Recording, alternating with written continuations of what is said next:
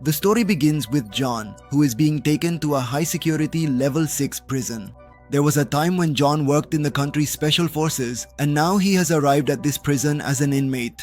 As soon as all the new prisoners arrived, the warden's hologram welcomed them and said that this world has no need for you, which is why you will remain in this prison forever. Then John was sent to the warden. The warden read John's file and found out that John had killed his commanding officer. He had already escaped from 2 level 5 prisons before, and the DNA scan revealed that he was extremely angry and irritable. The warden explained that in this prison, you won't be able to meet or interact with anyone, nor will you get any phone calls or letters, and if you try to cause any trouble, you will be given a very painful punishment. Shortly after, John was beaten and thrown into his cell. The prisoner in the next cell secretly gave him a piece of bread.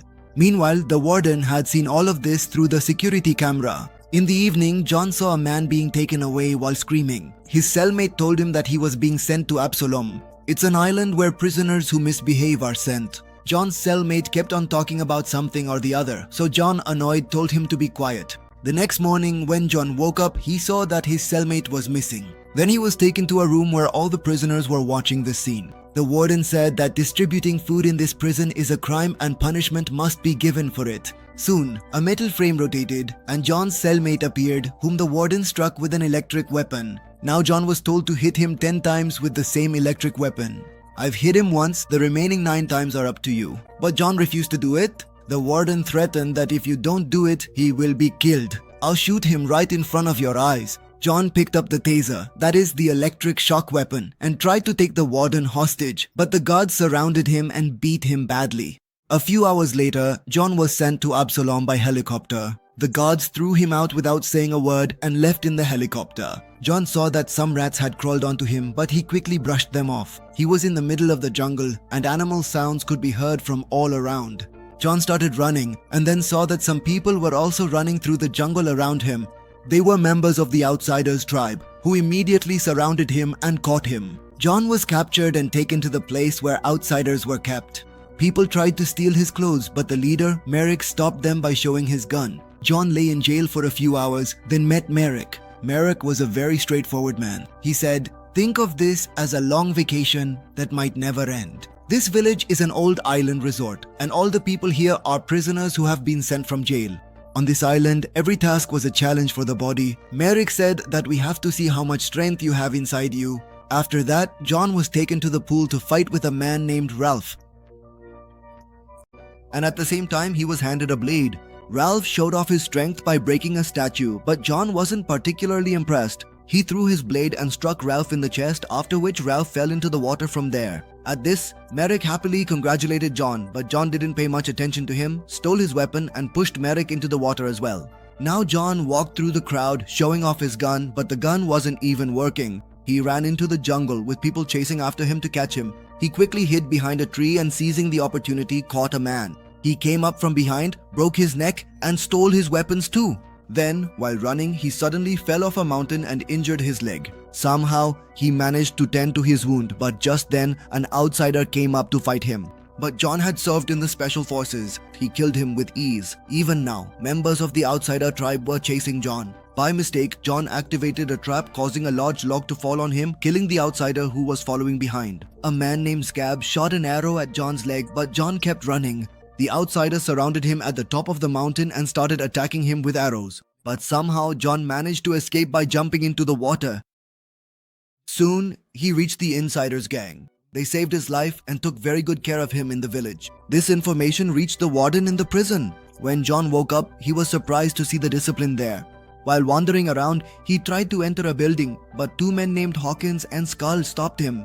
They told him that going there was forbidden. After this, John was introduced to the leader there, Father. Father said that John is the first person who managed to escape from the outsiders, and now he wanted John to join them and live with them. But John said that he hadn't come here to settle down, he wanted to get out of here, and as soon as possible. Then John met Dyson, who was repairing a broken gun.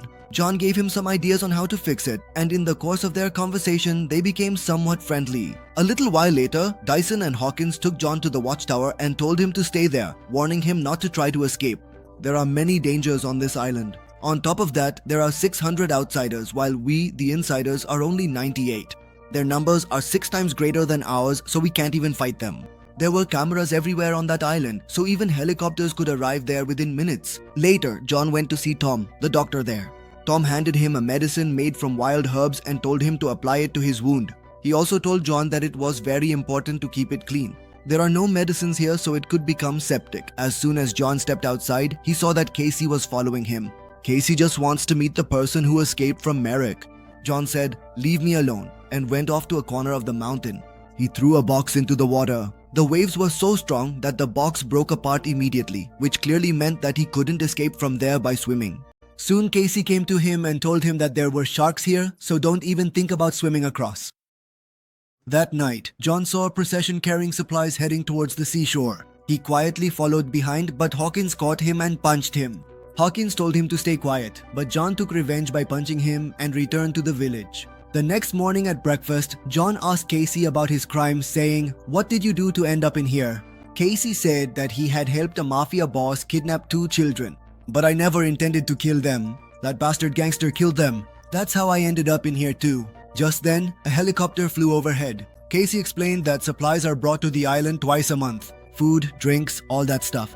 But the outsiders take everything away. We don't get anything at all. The helicopter lands at a different spot every time, so you can't even plan ahead. After breakfast, John and Casey went to Killian, who was the one distributing booze. John took a sip and said, "Hey, are you selling poison or what? It's so disgusting. Ugh." Killian got angry and lunged at him, but John easily defended himself. Just then, the bell rang and all the insiders ran toward the gate. It turned out that a guard had fallen asleep on duty for the second time. This put their lives in danger. That's why he was fired from his job. John saw that the man was now walking alone into the forest. Meanwhile, the outsiders were fighting over some roasted rats. Merrick somehow managed to calm them down. When the crowd asked about the supplies, Merrick said that if they behaved themselves, they would get the goods by tomorrow evening. One man was fed up with Merrick's rules and said that John had defeated him. That's why John should be the leader now. In anger, Merrick beheaded him. Then he told Scab that they would attack the insiders' village. On Christmas, the insiders held a small party and decorated a tree. Father gave a speech for those who were no longer among them. John reminded everyone to pray, even for those who had been fired. John was thinking of leaving the next day. But then Father said that he wouldn't be able to go very far. Meanwhile, the outsiders were hiding in the forest and making plans. The insiders found out from a spy and immediately sounded the alarm. Everyone got ready for the fight. Casey also asked John to fight with them. But at first John refused, saying this wasn't his fight. But then he realized that these people were still better. The outsiders were attacking them for no reason. So he decided that he would fight alongside the insiders. The warden in the prison found out about the fight. So he thought, great, the 2 groups will kill each other off. There were some guards standing on the bridge, but the outsiders pulled them into the water. Then they attacked with flaming arrows. One arrow even pierced a man's mouth. Hawkins quickly told his men to duck, but the arrows still hit the village buildings and set them on fire. Some people ran to fetch water. A soldier was pulling out arrows from the roof, but he too was killed. The outsiders tied some trees in front of the gate and toppled them over. Now the outsiders had managed to enter the village and a dangerous battle broke out. People were being killed everywhere. John began taking down enemies one after another with his incredible fighting skills. Casey froze in front of an outsider, but John saved him and killed the enemy with a single arrow. Father was also fighting with his stick, and Skull somehow managed to save him with his impressive fighting skills. But even then, an enemy managed to stab Father with a knife. Hawkins pulled out the knife and told Skull to take Father to the safety of the tower. At that moment, Merrick and Scap snuck into the village by hiding in the water and hid in the same tower where Skull was taking Father. John saw them and immediately cut a rope to get himself to the tower. Skull and Father went inside, but seeing an opportunity, Scap knocked Skull unconscious and started tormenting Father by pressing on his wound. Now Merrick was in no mood to waste any more time. He quickly tried to kill Father, but just then John opened a special door and made him fall down. Skull shot a burning arrow at Scap. Now a fight broke out between John and Merrick and both were giving each other a tough competition. Just then, Scap, still on fire, came back, so Merrick pushed him out the window, after which he fell into the water. Merrick realized that he couldn't take on John, so to save his own life, he ran away from there and ordered his men to retreat, after which the outsiders fled from the scene. A little while later, the insiders burned all the dead bodies and the father said a few words for them. John watched the fire from a distance and it reminded him of his old life when he had killed people in war. Killian came over to him and handed him a drink. He explained that father had been put in jail for his wife's overdose case, but there was no evidence of it. That's why he's the only person on this island who might actually be innocent. The next morning, John saw some insiders carrying supplies to the seashore. He followed them and saw that they had secretly built a boat. He ran to father.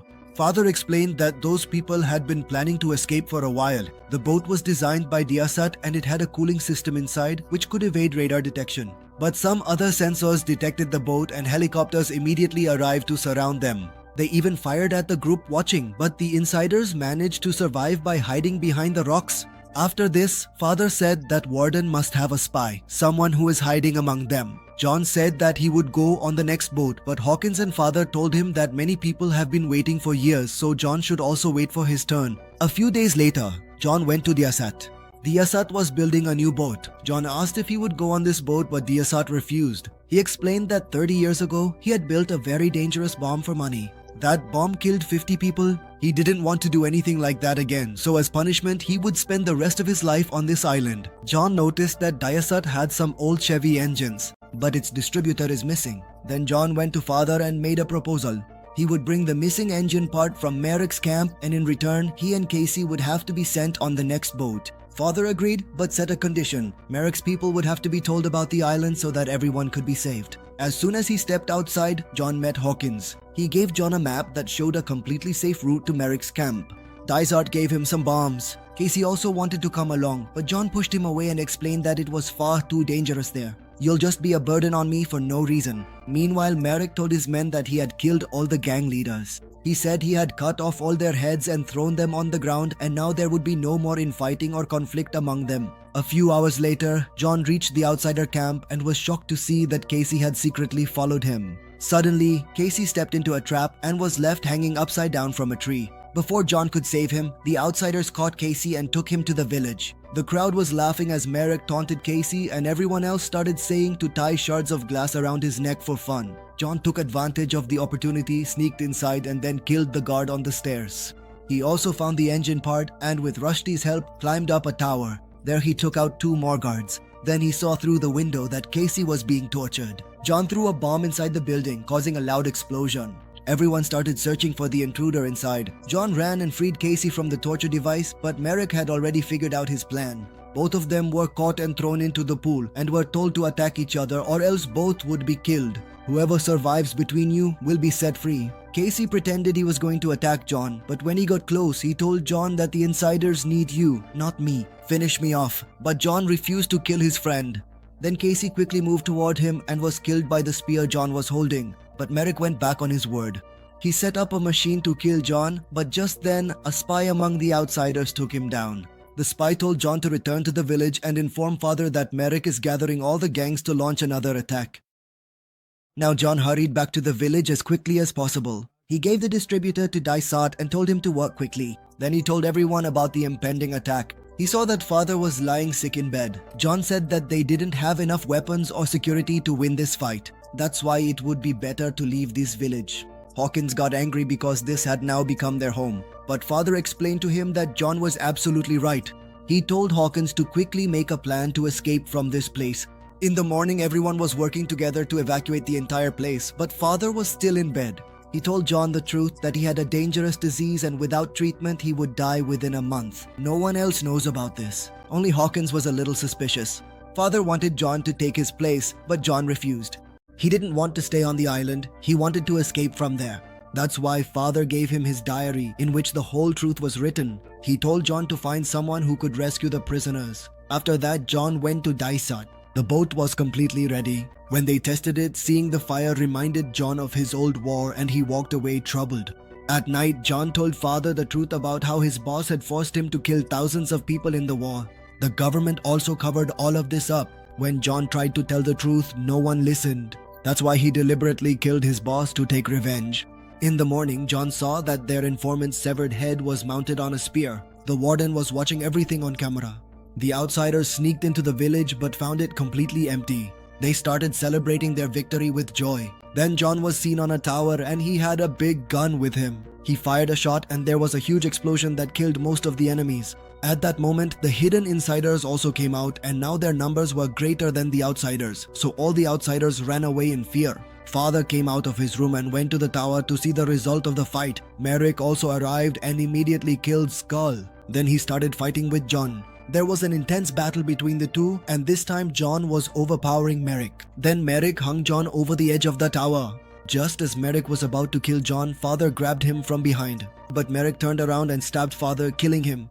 But in that moment, John got a chance to climb up. He landed powerful punches on Merrick, and Merrick fell from the tower and died. After that, John saw that there was a fire on the seashore. He and Hawkins ran towards the boat. There, Dysart was lying dead and the boat was on fire. In his hand was a rosary that belonged to Tom. Both of them realized that Tom was the real spy. When they entered his house, they found out that Tom had a transmitter. The warden had promised to set him free in exchange for spying. Tom knew that a helicopter was coming to pick him up. John forced him to change the landing coordinates. A little while later, Tom was standing in the middle of a field. When the helicopter landed, the hidden insiders came out and killed all the soldiers. John got into the helicopter and stopped the warden from escaping. He scared the warden, threw him out of the chopper and left him on the island with Tom. John took the pilot's seat and flew away in the helicopter with Killian and a few other prisoners. In the jungle, Tom and the warden were surrounded by the outsiders, and now they're going to be treated in ways they can't even imagine. If you liked the video, please give it a like and subscribe to the channel. See you in the next video.